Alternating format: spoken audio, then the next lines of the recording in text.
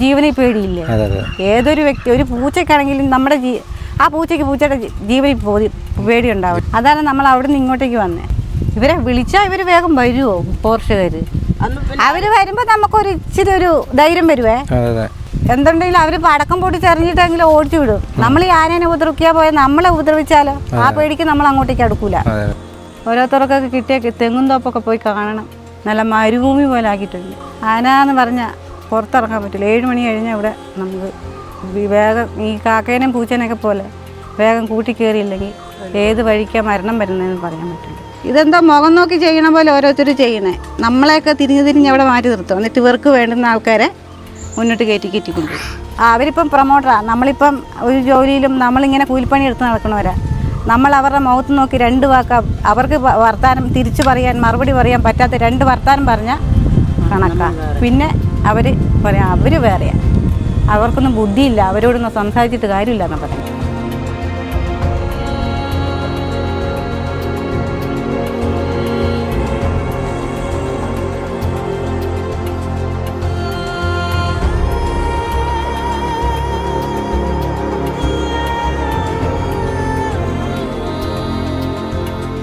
നമ്മുടെ കെട്ടിയന്മാരുടെ സ്വഭാവം നമുക്കേ അറിയത്തുള്ളൂ. 1 മാസം 2 മാസമൊക്കെ നോക്കും. പിന്നെ അവർക്കൊരു വാദിയായി തോന്നി അവർ പറയണേക്കെ അതുങ്ങൾ രണ്ടും കേൾക്കണ്ടേ. അതിൽ നല്ല ഉള്ളത് നമ്മൾ കൊടുക്കും. പിന്നെ എൻ്റെ മക്കളെ നിർത്തുന്നുണ്ട് കൂടെ. ഒരാൾ ചാകണം, ആന ചവിട്ടി ഒരാൾ ചത്താലേ അവിടേക്ക് ആൾക്കാരെത്തുള്ളൂ. പിന്നെ മന്ത്രിമാരായി, കളക്ടർമാരായി, MLA-മാരായി ചത്ത് മലർന്ന് കിടന്നിട്ട് കണ്ടിട്ടോ പരിഹരിച്ചിട്ട് യാതൊരു കാര്യമില്ല. ഈ മനുഷ്യന്മാരൊക്കെ ചത്ത് കഴിഞ്ഞിട്ട് 10 കിട്ടിയിട്ടും 15 കിട്ടി യാതൊരു കാര്യമില്ല. എന്നിട്ട് പറയാം അവർക്ക് അത്രയും കൊടുത്ത്, ആന ചവിട്ടി കൊന്നതിന് അത്രയും കൊടുത്ത് ഇത്രയും കൊടുത്തു എന്നൊക്കെ പറഞ്ഞ് നടക്കും. എന്ത് കിട്ടാൻ ഒരു മനുഷ്യൻ്റെ ജീവൻ പോയിട്ട്? ഒരു വീട് വേഗം എത്രയും പെട്ടെന്ന് അച്ഛനും അമ്മയ്ക്ക് അടച്ചുറപ്പുള്ള ഒരു വീട് ഉണ്ടാക്കി കൊടുക്കാൻ എത്ര ഞങ്ങളെ നാത്തൂനും ആങ്ങളെയും കൂടെ എത്ര തവണ കളക്ടർ ഓഫീസിൽ പോയി എത്രയോ അപേക്ഷകൾ വെച്ചു. ഇതുവരെ ഒന്നും ശരിയായിട്ടില്ല. അതുപോലെ പ്രൊമോട്ടർമാരും അങ്ങനെ ഇതിലൂടെ അങ്ങ് പോവും, ഇതിലെ പോവും. ഈ ഒരു വീട് ഒഴിച്ചിട്ട് ബാക്കി എല്ലാ വീട്ടിലും അന്ന് ഇവർക്ക് ഞാൻ അതുപോലെ പറഞ്ഞു കൊടുത്തു. പൊട്ടിപ്പൊളിഞ്ഞ് കിടക്കണ വീടാ. ആന കയറി മേഞ്ഞിട്ട് ആരെങ്കിലും ചത്ത് കഴിഞ്ഞിട്ടാണ് നിങ്ങൾ വരികയെന്ന് ചോദിക്കണേന്ന് പറഞ്ഞു. ഓഫീസർമാർ നമ്മളെ വീട്ടിൽ വരും. ഇപ്പോഴത്തെ പ്രൊമോട്ടർമാരും വരില്ല. കളക്ടർ വരെ വന്നിട്ടുണ്ട് പിള്ളേരെ അന്വേഷിച്ച്, സ്കൂളിൽ പോകാത്ത പിള്ളേരെ അന്വേഷിച്ച്. അത്രയും കഷ്ടമാണ് ഇപ്പോഴത്തെ നമ്മുടെ പ്രൊമോട്ടർമാർ. അവർ ഈ കളക്ടർമാരെക്കാളും വലിയ ജോലിയിലുള്ള ആൾക്കാരെ പോലെ അവർ പ്രവർത്തിക്കണം, പെരുമാറുന്നത്. പിള്ളേർ മൂത്രം ഒഴിക്കാൻ മുറ്റത്ത് ഇറങ്ങിയപ്പോൾ സൗണ്ട് കേട്ടി, ഇങ്ങനെ ചവിട്ടണ കരികിലെ ചവിട്ടണ സൗണ്ട് കേട്ടിട്ട് ഈ കൊച്ച് നോക്കിയത്. അന്നേരം കൊണ്ട് ആന മുറ്റത്ത് വെല്ലിച്ചത് ആനാന്ന് പറഞ്ഞപ്പോഴത്തേനും ഈ ആന ഒരു തിരിച്ചലങ്ങ് തിരിഞ്ഞൊരു ഒറ്റ ചാടത്തിന് മുറ്റത്തെത്തി. സന്ധ്യ 6:30 കഴിഞ്ഞാൽ ഞങ്ങൾ ആരും പുറത്തിറങ്ങില്ല ആ ഭാഗത്ത്. ഇതായിരിക്കും അടുക്കള. ഇതാണ് അടുക്കള, ഇതാണ് അടുപ്പ്. നമസ്കാരം. ഞാനിപ്പോൾ ഉള്ളത് കണ്ണൂർ ജില്ലയിലെ ആറളം ഫാമിലെ ബ്ലോക്ക് 9 കാളിക്കയം എന്ന് പറയുന്ന പ്രദേശത്താണ്. ഇവിടെ ഞാൻ ആദ്യമായിട്ടാണ് ഈ ഒരു പ്രദേശത്തേക്ക് വരുന്നത്. ഇവിടെ ഒരു വീട്ടുകാരെ കാണാനായിട്ടാണ് നമ്മളിന്ന് പോകുന്നത്. അവരെക്കുറിച്ച് മറ്റൊരാൾ വഴിയാണ് ഞാൻ അറിഞ്ഞത്. ഏതായാലും അവരുടെ അവസ്ഥ എന്താണെന്ന് വെച്ച് കഴിഞ്ഞാൽ അവർക്ക് പട്ടയത്തിൻ്റെ ഒരു പ്രശ്നമുള്ളതുകൊണ്ട് അവർക്ക് നേരെ ചുവനെയുള്ള ഒരു വീടില്ലാതെ വളരെയധികം ബുദ്ധിമുട്ടുന്ന ഒരു കുടുംബമാണ്. ഒരു പ്രായമായ ചേട്ടനും ഒരു ചേച്ചിയും ഒറ്റയ്ക്കാണ് ആ വീട്ടിൽ താമസിക്കുന്നത്. അപ്പോൾ വളരെ ബുദ്ധിമുട്ടിയാണ് അവർ താമസിക്കുന്നത്. നമ്മൾ ആ വീട് കണ്ട ഞെട്ടും. അങ്ങനത്തെ ഒരു സ്ഥിതിയിലാണ് വീടും കാര്യങ്ങളൊക്കെ ഉള്ളത്.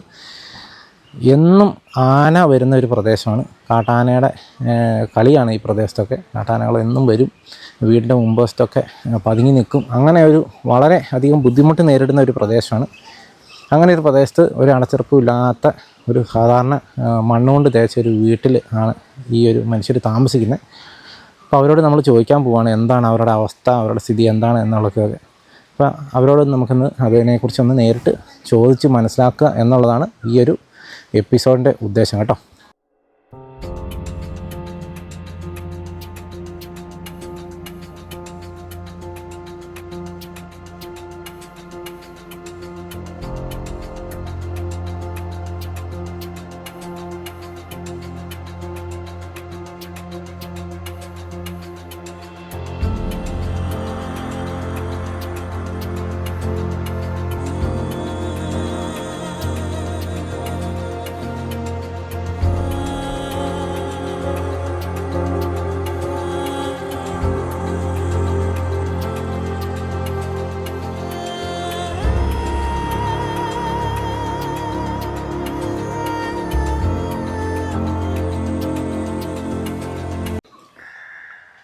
ഈ പ്രദേശമൊക്കെ നിൽക്കുന്നത് കണ്ടു കഴിഞ്ഞാൽ ഒരുപക്ഷെ നിങ്ങൾക്ക് ഇതൊരു വനമാണെന്നൊക്കെ തോന്നിയേക്കാം. പക്ഷേ ഒരിക്കലുമല്ല. ഇതൊക്കെ ആർലം ഫാമിൻ്റെ ബ്ലോക്ക് 9-ൽപ്പെട്ട പ്രദേശങ്ങളാണ്. ആളുകൾ താമസമില്ലാത്തതുകൊണ്ട് മിക്ക പറമ്പും ഇതേപോലെ കാട് പിടിച്ചാണ് കിടക്കുന്നത് കേട്ടോ. ആളുകൾ താമസിക്കുന്ന പ്രദേശത്തുള്ളവർ മാത്രം ഇതേപോലെ തെളിച്ചിട്ടുള്ളൂ. പക്ഷേ അവരുടെ അവസ്ഥ വലിയ ബുദ്ധിമുട്ടാണ്. അങ്ങോട്ടാണ് നമ്മൾ പോകുന്നത്. അവരുടെ സ്ഥിതി എന്താണെന്നുള്ളതൊക്കെ നമ്മളൊന്ന് ചോദിച്ച് മനസ്സിലാക്കാനായിട്ട് പോവുകയാണ് കേട്ടോ. നമ്മളിപ്പോൾ ആ ഒരു പ്രദേശത്താണുള്ളത്. ഇതാണ് അവരുടെ വീട് കേട്ടോ. വീടല്ല, അവരുടെ ഷെഡ്. ഇതാ ആ നിൽക്കുന്നതാണ് 2 ആളുകൾ. നമുക്ക് അവരോടൊന്ന് ഇവരുടെ സ്ഥിതിയെക്കുറിച്ചൊന്ന് ചോദിക്കാം കേട്ടോ. ഈ പ്രദേശത്തൊന്നും പകലൊന്നും നിൽക്കാനാവില്ല കേട്ടോ, അതുപോലെ ചൂടാണ്.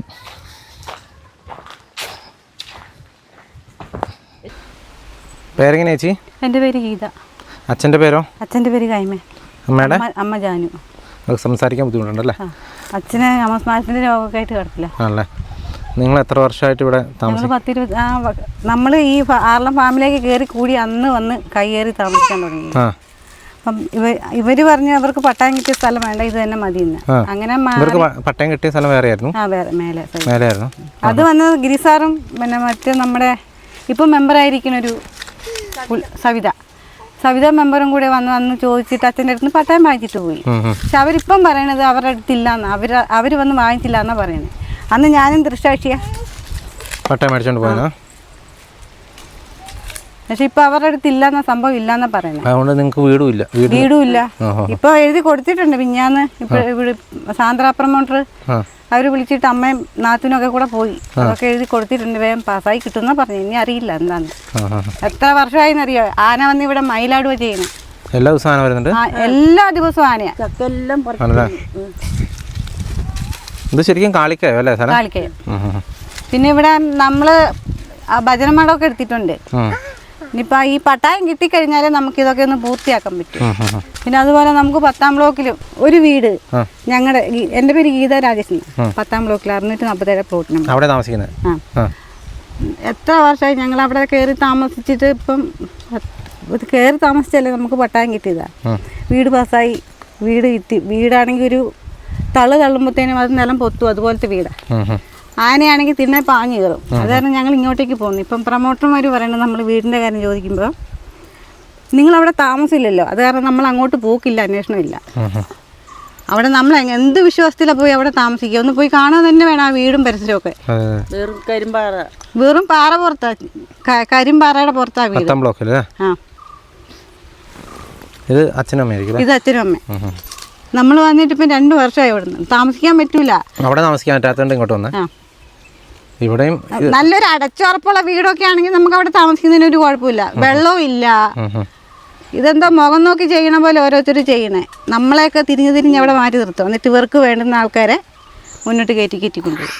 ഈ പേരെ പൊളിഞ്ഞപ്പം തന്നെ എല്ലാവരും പറഞ്ഞ് ചിരിച്ച പോകുന്നത് വഴി കൂടെ. നിങ്ങൾക്ക് എന്താ പേര കിട്ടാത്തത് പറഞ്ഞിട്ട് കുറേ ആയി. നമ്മൾ ഈ പട്ടായം ഒന്ന് ശരിയാക്കി കിട്ടാനും ഒരു വീട് വേഗം എത്രയും പെട്ടെന്ന് അച്ഛനും അമ്മയ്ക്ക് അടച്ചുറപ്പുള്ള ഒരു വീടുണ്ടാക്കി കൊടുക്കാൻ എത്ര ഞങ്ങളെ നാത്തൂനും ആങ്ങളെയും കൂടെ എത്ര തവണ കളക്ടർ ഓഫീസിൽ പോയി എത്രയോ അപേക്ഷകൾ വെച്ചു. ഇതുവരെ ഒന്നും ശരിയായിട്ടില്ല, ശരിയാക്കി തരുന്നുമില്ല. ആരും മുന്നോട്ട് ഇറങ്ങി വരുന്നില്ല നമ്മുടെ അടുത്തേക്ക്.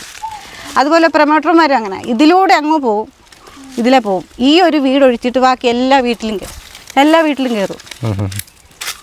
മിഞ്ഞാന്ന് രാത്രി ഞാൻ ഗോമനേഴ്സിന്റെ പണിക്ക് പോയതാ. കഴിഞ്ഞ 6-ാം തീയതി പോയതാ.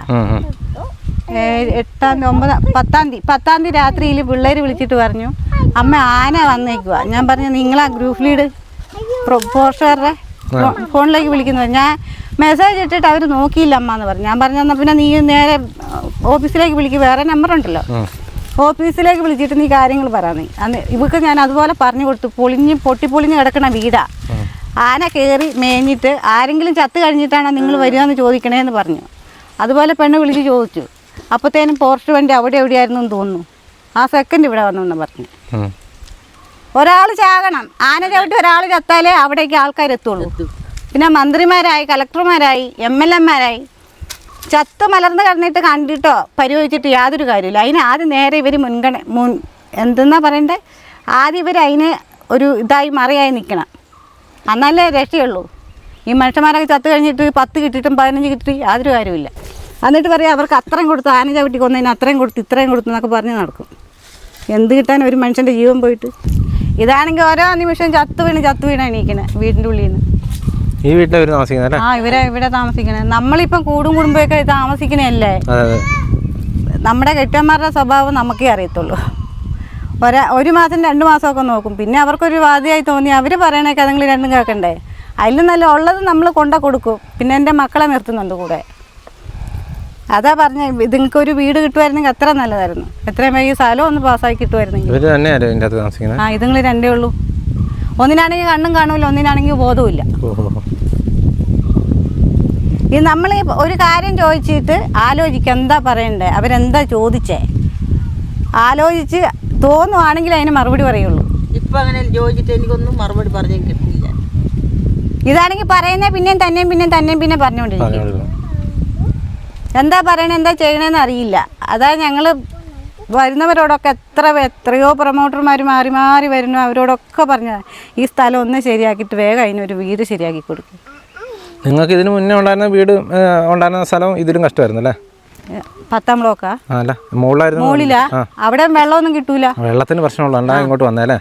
അതുമല്ല അമ്മയ്ക്ക് ഇവിടെ ഒരു എന്തൊക്കെയോ കാണുകയും കേൾക്കുകയൊക്കെ ചെയ്ത് ഈ ദൈവത്തിനെ പറ്റി അങ്ങനെ ഇവരിവിടെ ഒരു വചനമടമൊക്കെ ഇതിന് നമ്മൾ തന്നെ സ്വന്തം പൈസ മുടക്കിയിട്ട് ഇതൊക്കെ എടുത്തത്. അപ്പം ഇതൊക്കെ വിട്ടെറിഞ്ഞ് പെട്ടെന്ന് അങ്ങനെ പോകാൻ പറ്റുമല്ലോ. അതുമല്ല അമ്മ ഇവിടെ കയറിയപ്പോഴേ പറഞ്ഞു ഇനി ഞാനിവിടുന്ന് ഇറങ്ങൂലെന്നാ പറഞ്ഞു. അതുപോലെ തന്നെ അവർ വന്ന് കുറേ കച്ചറ ഉണ്ടാക്കി ഇവർ ഈ സ്ഥലത്തിന് വേണ്ടിയിട്ട്. അമ്മ പറഞ്ഞു അങ്ങനെയാണെങ്കിൽ നിങ്ങൾ മേലത്തെ സ്ഥലം എടുത്തോ, നമുക്കിത് മതി. എന്നിട്ട് അവർക്ക് ആ സ്ഥലം ഒഴിവാ. അവർക്ക് കുഴപ്പമൊന്നുമില്ല. മേലത്തെ സ്ഥലം ആരുടെ? ഇപ്പൊ അമ്പാടി എന്ന് പറഞ്ഞാൽ എനിക്ക് ഒറിജിനൽ പേരറിയില്ല ചെക്കൻ്റെ. അമ്പാടി എന്ന പേര്. എന്നിട്ട് നിങ്ങൾ തരമാറ്റം ചെയ്യുക? ആ അവർക്ക് കുഴപ്പമൊന്നുമില്ല. അവര് പറഞ്ഞു അവർക്ക് പൂർണ്ണ സമ്മതം ഇവിടെ നിന്നോന്ന് പറഞ്ഞിട്ട്. ഇവരാണ് നമുക്ക് പേരിലല്ലാത്തതുകൊണ്ട് നിങ്ങൾക്ക് കിട്ടുന്നില്ല പട്ടായം. ഇപ്പൊ ഇനി അപേക്ഷ കൊടുത്തിട്ടുണ്ടെന്ന് പറഞ്ഞു. മിഞ്ഞാന്ന് ഇതുങ്ങളെ രണ്ടിനെയും കൂട്ടിയിട്ട് പോയി ഓഫീസിൽ നിന്ന് ഫോട്ടോ ഒക്കെ എടുത്ത് ശരിയാക്കിയിട്ടുണ്ടെന്ന് പറഞ്ഞു.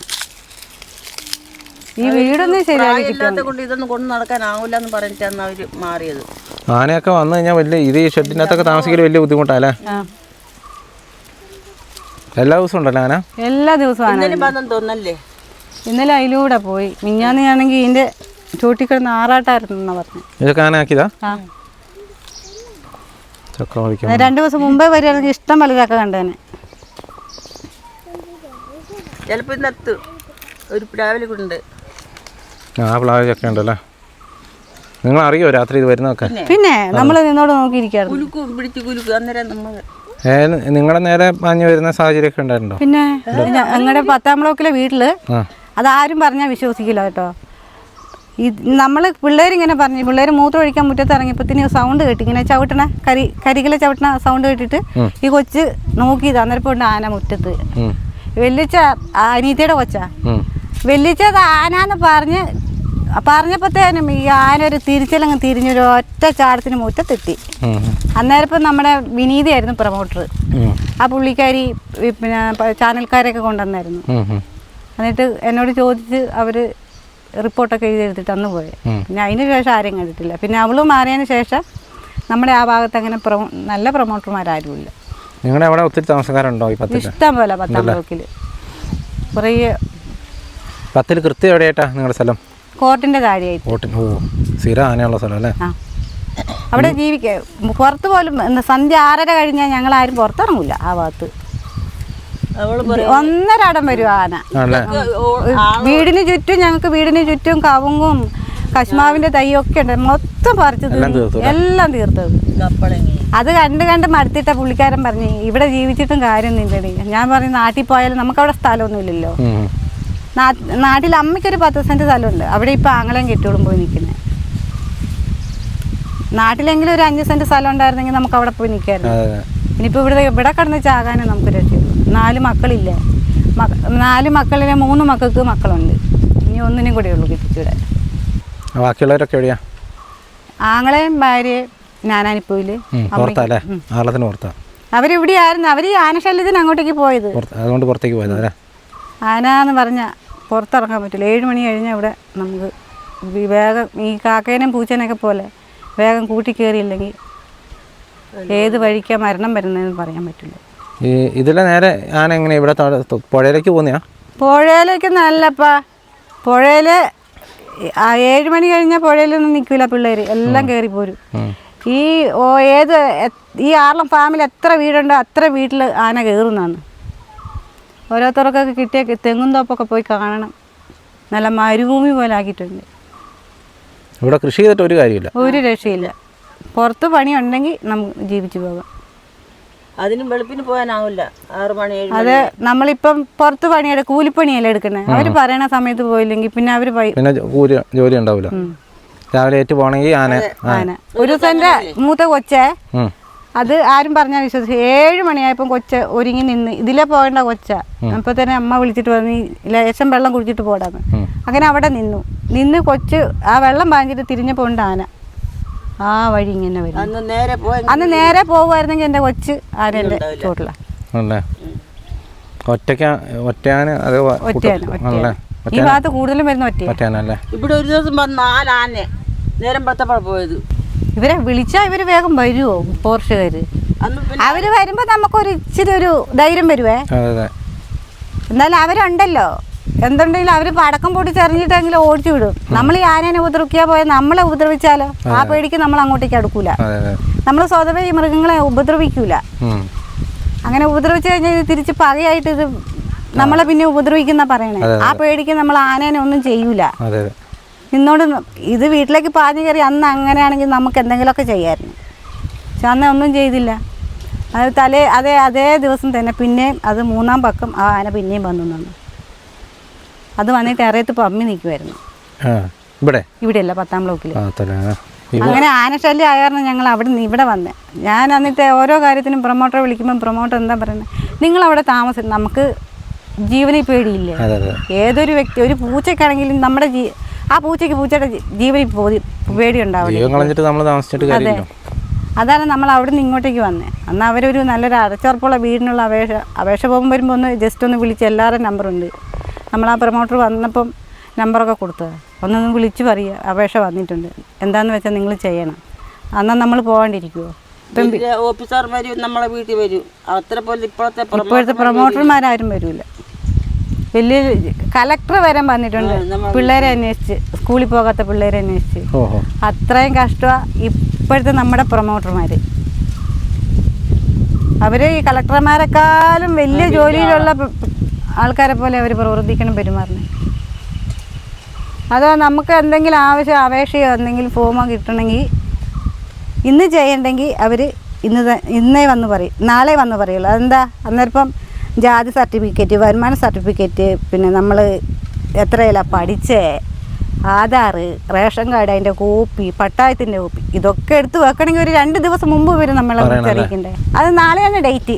ഇന്ന് അല്ലെങ്കിൽ ഇന്ന് വൈകുന്നേരം മെസ്സേജ് ഇടുക, അല്ലെങ്കിൽ രാത്രി വിളിച്ചു പറയും. ഇതാണ് ഇവിടുത്തെ അവസ്ഥ. ഇത് നമ്മൾ എന്തെങ്കിലും പറഞ്ഞു കഴിഞ്ഞാൽ പിന്നെ നമ്മളവിടെ നോട്ടപ്പുള്ളികളായി കുറ്റക്കാരായി. അവരങ്ങനെ അവരുടെ ജാതിയിലേക്ക് അങ്ങോട്ടേക്ക് പോകാൻ പറ്റില്ല. അവരുടെ വീടോ ആ വീട്ടിലുള്ളവരെല്ലാം കണക്കാന്നാണ് പറഞ്ഞു വിടുന്നത്. ഇതാണ് അവസ്ഥ. അവരിപ്പം പ്രൊമോട്ടറാണ്, നമ്മളിപ്പം ഒരു ജോലിയിലും നമ്മളിങ്ങനെ കൂലിപ്പണി എടുത്ത് നടക്കണവരാ. നമ്മൾ അവരുടെ മുഖത്ത് നോക്കി 2 വാക്ക് അവർക്ക് വർത്താനം തിരിച്ചു പറയാൻ, മറുപടി പറയാൻ പറ്റാത്ത 2 വർത്താനം പറഞ്ഞാൽ കണക്കാ. പിന്നെ അവർ പറയാം അവർ വേറെയാണ്, അവർക്കൊന്നും ബുദ്ധിയില്ല, അവരോടൊന്നും സംസാരിച്ചിട്ട് കാര്യമില്ല എന്നാണ് പറയുന്നത്. ഇപ്പം ഗിഫ്റ്റ് വരുമ്പോൾ അതുപോലെ തന്നെ എല്ലാ വീടുകളിലും പോയി പറയുവേ, നമ്മുടെ ഈ വീട് ഒഴിവാക്കിയിട്ട് ചുറ്റുമുള്ള വീടെല്ലാം അറിയും ഗിറ്റ് വരുന്ന കാര്യം. ഈ അരി പഞ്ചസാര ആ സംഭവം വരുമ്പോൾ എല്ലാ വീടുകളിലും അറിയും. ഈ ഒരൊറ്റ വീട്ടിലറിയൂല. അതൊരു മറിമായമാണ് ഇവിടുത്തെ. ഇതിന് കിട്ടില്ല, അത് അങ്ങനെ കിട്ടൂല. ഒരു വീട്ടിൽ ഒരാൾക്ക് കിട്ടുള്ളൂ എന്ന് പറയാം. അത് നമ്മൾ അംഗീകരിച്ചേ പറ്റൂ. ഒരു വീട്ടിൽ ഒരാൾക്കേ കിട്ടുള്ളൂ. അതിങ്ങനെ കുടുംബമായിട്ട് താമസിക്കുന്നവർക്കാണെങ്കിൽ വേറെ വേറെ കിട്ടും. പെങ്ങളോട് ചോദിച്ചിട്ടാണ് നമ്മളിപ്പോൾ അവിടെ താമസിക്കുന്നത്.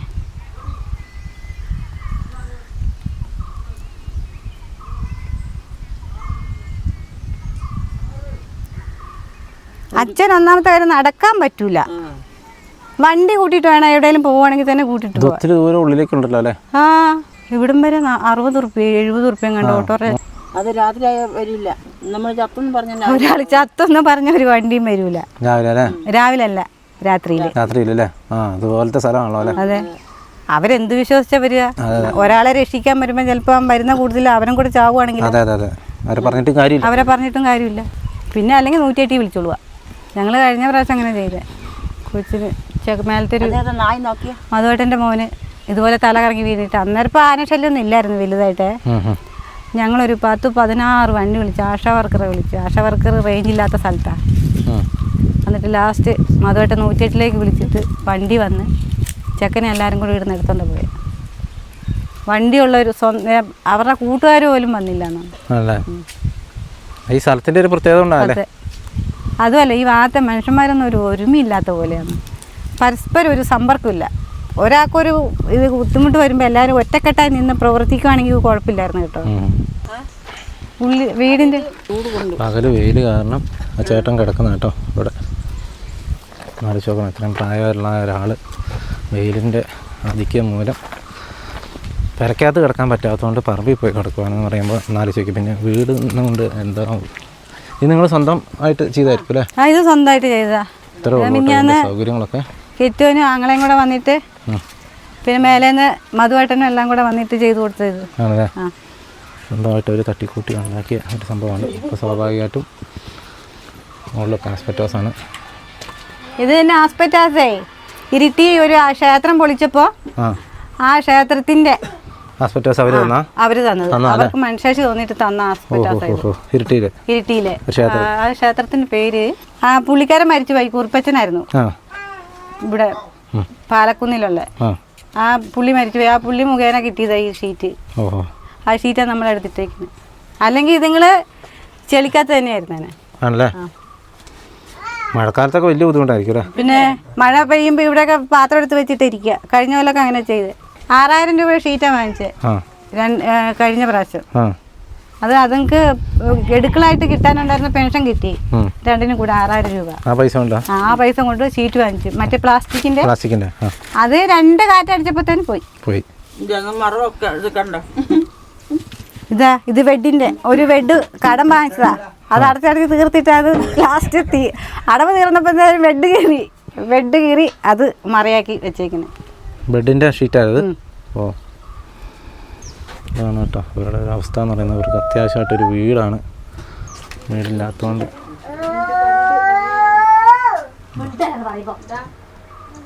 ആ കമ്പിയൊക്കെ കഴിഞ്ഞ ആഴ്ച ആങ്ങള പണി ആ മേലെ വെച്ച കമ്പി അത് പണി എടുത്തിട്ട് വാങ്ങിച്ചു കൊടുത്തതാ. അല്ലാണ്ട് വെറുതെ കുത്തി വെച്ചിട്ടുണ്ടായിരുന്നുള്ളൂ ഷീറ്റ്. അല്ലാണ്ട് വെറുതെ ഇതാ ആ വാരിയും കഴുക്കോലൊക്കെ അത് അങ്ങനത്തെ അത് കമ്പിയൊക്കെ എടുത്തിട്ട് എന്നിട്ട് പറഞ്ഞ് എൻ്റെ ഉള്ളിൽ കാണുന്ന റൂഫിൻ്റെ കമ്പി, ഈ കാണുന്ന റൂഫിൻ്റെ പണി എടുത്തിട്ട് വാങ്ങിച്ചത്. എടുത്ത് വാങ്ങിച്ചിട്ടല്ലേ 6500 രൂപ 4 കമ്പിയില്ലേ. അല്ലെങ്കിൽ ഇത് ഷീറ്റ് വെറുതെ വെച്ചിട്ടേ ഉണ്ടായിരുന്നുള്ളൂ. നിങ്ങൾ ആലോചിച്ച് നോക്കണം മഴക്കാലത്ത് എന്ത് വിശ്വാസത്തിലാണ് അവരിവിടെ കിടന്നുകൊണ്ടിരുന്നത്. ഇതൊക്കെ ആ പഴയ പൊട്ടിപ്പോയ ഷീറ്റുകളായിരിക്കും അല്ലേ? ഇതൊക്കെ പൊട്ടിയത്. എൻ്റെ മുകളിൽ നോക്കിയാൽ അറിയാം എല്ലാം തട്ടിക്കൂട്ടി അവർ ചെയ്തു വെച്ചിരിക്കുന്ന ഒരു കാര്യമാണ്. ഇതുണ്ടോ? ഇതായിരിക്കും അടുക്കള. ഇതാണ് അടുക്കള. ഇതാണ് അടുപ്പ്.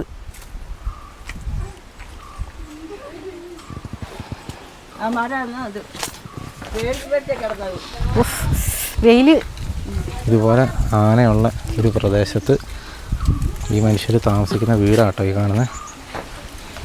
കൊടിയ അവസ്ഥ തന്നെയാണ് കേട്ടോ. കറണ്ട് ഉണ്ടല്ലേ? കറണ്ട് ഉണ്ട്.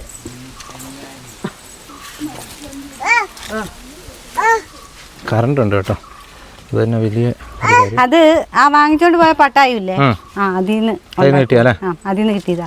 വാങ്ങിച്ചോണ്ട് പോയ പട്ടായത്തിന്റെ നമ്പർ പ്രകാരം. അതില്ലാണ്ട് കിട്ടിയല്ലോ കറണ്ട്. കറണ്ട് കിട്ടണമെങ്കിൽ വീട്ടു നമ്പർ ഇതൊക്കെ വേണ്ടേ? വേണം. അതായത് നിങ്ങളുടെ പട്ടായം ഇപ്പൊ നിങ്ങളുടെ കയ്യിലില്ല? ഇല്ല. അത് ഗിരിസാർ വാങ്ങിച്ചിട്ട് പോയി. ഗിരിസാറും ആദ്യത്തെ പ്രൊമോട്ടറും. ആവശ്യപ്പെട്ടായിരുന്നോ നിങ്ങള്? പറഞ്ഞു. പട്ടായം ചോദിച്ചപ്പം പറഞ്ഞായിരുന്നു. അപ്പൊ സാറിന് ഓർമ്മയില്ല. സവിതേച്ചിക്ക് ഓർമ്മയില്ലായിരുന്നു. അതിന്റെ അങ്ങോട്ടൊക്കെ മൊത്തം കാട് പിടിച്ച് കിടക്കും അല്ലേ? അതൊക്കെ ഓരോരുത്തർക്ക് പതിച്ചു കൊടുത്ത സ്ഥലങ്ങളാണ്. കാട് പോലെ വനം പോലെ സ്ഥലം അത് ഇവര് പേടിയല്ല. ഒറ്റയ്ക്ക് ഒരാളും രണ്ടാളൊക്കെ അല്ലേ ഉള്ളൂ. എന്ത് വിശ്വാസത്തിൽ അവര് ഇവിടെ പോയി താമസിക്കുക? അതുമല്ല തീറ്റയ്ക്ക് എന്തെങ്കിലും വേണ്ടേ? ഈ പാറപ്പുറത്തൊക്കെ കിടന്നിട്ട് എന്ത് കിട്ടാൻ? പിന്നെ ഇവര് നട്ടു വെച്ചാലും ഇവിടെ ഒന്നും കിട്ടൂലല്ലോ. ഇല്ല, ചത്താലും ഇവിടെ താമസിക്കുന്നു പറഞ്ഞിട്ട് താമസിക്കുന്നേ. നാട്ടിൽ പോയിട്ട് കാര്യമില്ല, നാട്ടിലൊരു സെൻറ്റ് സ്ഥലമില്ല. ഇവിടെ ഞങ്ങൾ ഭജനമഠം ഉണ്ടാക്കുന്ന സ്ഥലമാണ്. നിങ്ങൾ സ്വന്തമായിട്ട് ചെയ്യുന്നില്ല? ഈ ചേട്ടൻ ഇവിടെ പകലത്തെ ചൂട് സഹിക്കാൻ വയ്യാതെ ഇവിടെ വന്ന് കിടക്കുന്ന കേട്ടോ. ആ പെരക്കകത്ത് നമ്മൾ കണ്ടതാണ് ആസ്ബറ്റോസിൻ്റെ ഒരു വീടാണത്. നമ്മൾ കഴിഞ്ഞ ദിവസങ്ങളിലൊക്കെ പത്രങ്ങളിലൊക്കെ വായിച്ചാണ് വിദേശ രാജ്യങ്ങളിലൊക്കെ ആസ്ബറ്റോസ് നിരോധിച്ചു, ക്യാൻസറിന് കാരണമാകുന്നൊരു സംഭവം ആയതുകൊണ്ട് ഇവിടെ ഇപ്പോഴും ഇവിടെ സാധാരണക്കാർ അതിൻ്റെ ചവിട്ടി കിടക്കേണ്ട ഒരു അവസ്ഥ കേട്ടോ. ഏതായാലും ആ ചേട്ടൻ ഇവിടെ ചൂട് സഹിക്കാൻ വയ്യാതെ ഇവിടെ വന്ന് കിടക്കുന്നത്. രാത്രിയാകുമ്പോൾ ഇവിടെയൊക്കെ ആന ഇന്നലെ ഒക്കെ വന്ന് ഈ ചക്കയൊക്കെ പറിച്ചാണ്, അതിൻ്റെ ചക്കയുടെ ഇളം ചക്കകളാണ് ഈ കിടക്കുന്നതാണ്. ഇതൊക്കെ ആന ചവിട്ടി പറിച്ചതാണ് കേട്ടോ. ഓരോ മരത്തേലും ആന കുത്തിയ പാടുകളും ഒക്കെ നമുക്കിവിടെ കാണാം. കണ്ടോ, അതിൻ്റെ മുകളിലൊക്കെ നമുക്കിങ്ങനെ ആന കുത്തിയ പാടുകളൊക്കെ കാണാം. ഒറ്റ ചക്ക പറിക്കാനും ഒക്കെ ആയിട്ട് ആനകൾ ഇതിൽ വരും. എല്ലാ ദിവസവും ആന ഈ പ്രദേശത്തോടെ വരാറുണ്ട് എന്ന് തന്നെയാണ് ഇവരൊക്കെ പറഞ്ഞത് കേട്ടോ. പക്ഷേ ആ വീടിൻ്റെ കാര്യം ശോചനീയാവസ്ഥ തന്നെയാണ് എന്നുള്ള കാര്യത്തിൽ സംശയം വേണ്ട.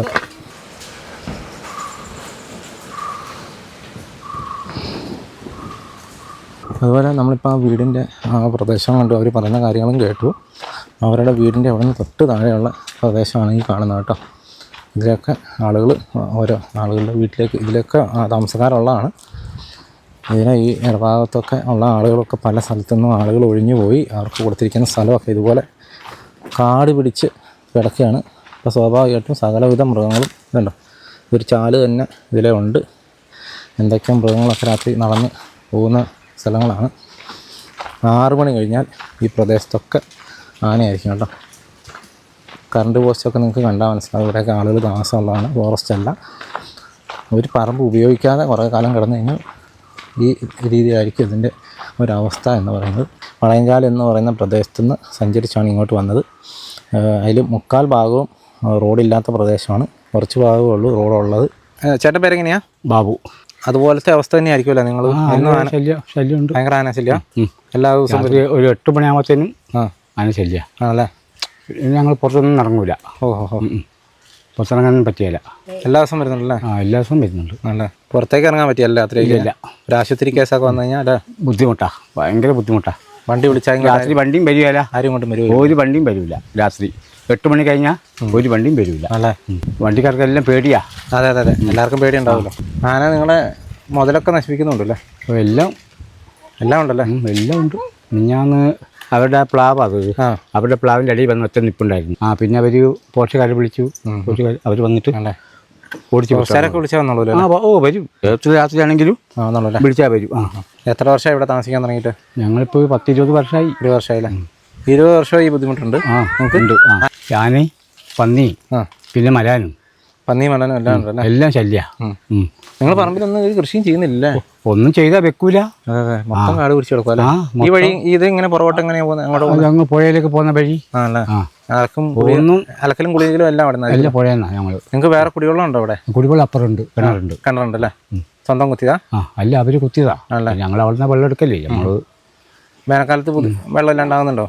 വെള്ളം ഇനിയിപ്പോൾ കുറയും വെള്ളം. നല്ല വേനലായില്ലേ, മാർച്ചൊക്കെ ആകുമ്പോഴത്തേനും വെള്ളം കുറയും. അല്ലേ, അത്യാവശ്യം കാര്യങ്ങൾ ഈ തോടുള്ളതുകൊണ്ട് നടക്കുന്നുണ്ട്. കുളിയൊന്നും കുഴപ്പമില്ല, കുളിയൊക്കെ നടക്കും. അല്ലേ, ഇത് നിങ്ങൾക്ക് മറ്റേ ഇതിൻ്റെ അകത്ത് കിട്ടിയ വീടായിരിക്കും അല്ലേ? ഇത് നമ്മളെ വീടല്ല, വേറൊരാളുടെ വീടാ. ഇപ്പോൾ താമസിക്കുന്ന ഇവരാണ് താമസിക്കുന്നത് ഈ വീട്ടിൽ. വീട് കാലിയായിട്ട് കിടക്കുമായിരുന്നു? വീട് കാലിയായിട്ട് കിടക്കുമായിരുന്നു. അങ്ങനെ ഇവര് താമസിക്കാൻ തുടങ്ങി. നിങ്ങൾ കയ്യേറി താമസിക്കാൻ തുടങ്ങി. അങ്ങനെ നിങ്ങൾക്ക് ആദ്യം വേറെ എവിടെയെങ്കിലും വീടുണ്ടായിരുന്നു? ഞങ്ങൾക്ക് കൊളക്കാട്. അവിടെ നിങ്ങളോട് വന്നതല്ലേ? അവിടെ നിന്ന് ഇങ്ങോട്ട് വന്നതാ. പിന്നെ അവിടെ നിന്ന് ഇവിടെ സ്ഥലം കിട്ടിയത് കൊണ്ട് എനിക്ക് അവിടെ 10 സ്ഥലം കിട്ടിയേക്കുന്നത്, 10ാം ബ്ലോക്കിൽ. ചേട്ടന് 10 കിട്ടിയ? എനിക്ക് അവിടെ നോക്കുമ്പോൾ വീട് വെക്കാനുള്ള ഈ സ്ഥലമൊന്നും ഇല്ല. എന്നും ആനശല്യം, ഏറ്റവും പ്രശ്നം. അതുകൊണ്ട് പിന്നെ ഞാൻ അവിടുന്ന് ഇങ്ങോട്ട് മാറി. അതിന് ഞാൻ അപേക്ഷ വെച്ചു നമ്മളെ ഓഫീസിൽ. അപേക്ഷ വെച്ചിട്ട് അവർ മാറ്റി തരാമെന്ന് പറഞ്ഞു. സ്ഥലം മാറ്റിയൊക്കെ തരാമെന്ന് പറഞ്ഞു. ഇതുവരെ ആയില്ല. ഇവിടെ വന്നപ്പോഴാണ് ആനയുടെ പ്രശ്നത്തിന് ഒരു കുറവില്ലല്ലേ? ഇവിടെ എന്നും ആന. ഇത് കുറച്ചും കൂടെ ഒരു ജനവാസ മേഖലയുടെ അടുത്താണെങ്കിലും പറയാല്ലേ? അങ്ങനെ അവിടെ അങ്ങനെ ആളില്ല, ഒട്ടും ഇല്ലല്ലോ അല്ലേ? ആരുമില്ല. പ്രമാണവും ഇവിടെ പിന്നെയൊക്കെ ആളുണ്ട് ഉള്ളെ കൊണ്ട് അത്രയും വലിയ കുഴപ്പമില്ല. ഒരു ദിവസം ഇവിടെ ഒരെണ്ണം വന്ന് നിൽപ്പുണ്ടായിരുന്നു. ആണല്ലേ? ഇതിലേ വന്നത്. ഇതിൽ നേരെ വന്നിട്ട് ഇവിടെ നിന്നു. ഞങ്ങൾ രാത്രി കഞ്ഞൊന്നും കുടിച്ചില്ല. കഞ്ഞി കുടിക്കാനൊക്കെ നോക്കുമായിരുന്നു. അപ്പോൾ വന്ന് നിൽപ്പുണ്ടായിരുന്നു. നേരെ നമ്മളെ ഭാഗത്തേക്ക് വന്നു. അപ്പോൾ ഞങ്ങൾ മൊത്തം അകത്തേക്ക് ഓടി. കയറിയപ്പോൾ നേരെ കയറി അവരുടെ ആ അമ്പലമില്ലേ അതിൻ്റെ പുറകെ കൂടെ നിന്ന് നടന്നു പോയില്ല? അങ്ങോട്ട് പോയില്ല? അവർ പറയുന്നത് ശരിയല്ലേ, 1.5 ആന വരുന്നുണ്ടല്ലേ? വരുന്നുണ്ട്. ഇന്നലെ പോലും വന്നു. ഇന്നലെയും വന്നു. നേരം വെളുക്കുന്നോളം വരെ പോർച്ചുഗൽ അങ്ങോട്ടും ഇങ്ങോട്ടും അവർക്ക് ഭയങ്കര പണിയായിരിക്കുമല്ലോ. ഇപ്പോൾ ബാബു ചേട്ടൻ സംസാരിക്കുന്ന കാര്യങ്ങൾ നമ്മൾ കേട്ടാണ്. ഇതാണ് ചേട്ടൻ്റെ വീട്. ചേട്ടൻ്റെ വീടല്ല, ചേട്ടൻ ഇപ്പം താമസിക്കുന്ന വീട്. അവർ കൊളക്കാട് ഭാഗത്തു നിന്നാണ് ഇങ്ങോട്ട് വന്നത്. അവർക്ക് കിട്ടിയ സ്ഥലം എന്ന് പറയുന്നത് 10ാം ബ്ലോക്കിലാണ്. അവിടെ വലിയ ബുദ്ധിമുട്ടുള്ള പ്രദേശമാണ്. നമ്മൾ പല പ്രാവശ്യം നമ്മൾ ചാനലിൽ കൂടെ പറഞ്ഞിട്ടുള്ളതാണ്. അതുകൊണ്ട് അവർ ഇവിടെ കാര്യമായിട്ട് കിടന്നൊരു വീട്ടിലേക്ക് കയറി താമസിച്ചതാണ്.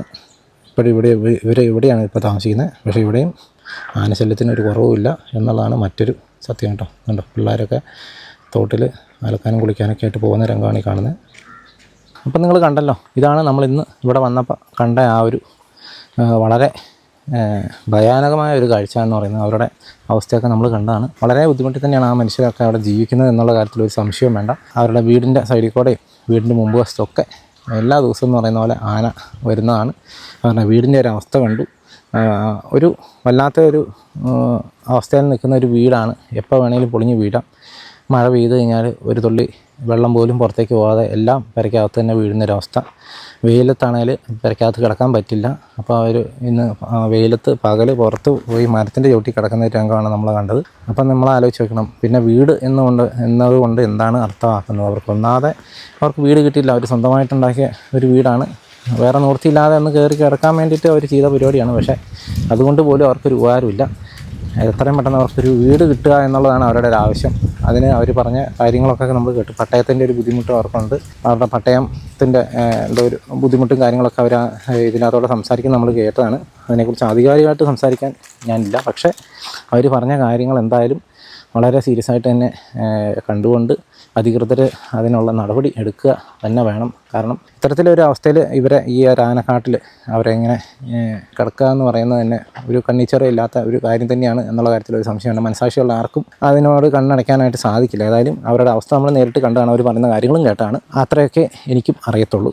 ഏതായാലും എത്രയും പെട്ടെന്ന് അവരുടെ കാര്യത്തിൽ നടപടി അവരുടെ കാര്യത്തിലൊക്കെ ഉണ്ടാകട്ടെ. അവർക്ക് ഒരു വീടിൻ്റെ കാര്യത്തിലും ഒരു തീരുമാനം വരട്ടെ എന്ന് മാത്രം പറഞ്ഞുകൊണ്ട് ഈ വീഡിയോ ഇവിടെ അവസാനിപ്പിക്കുകയാണ്. അപ്പോൾ വീണ്ടും മറ്റൊരു ദിവസം മറ്റൊരു എപ്പിസോഡുമായി വീണ്ടും കാണാം. Thank you.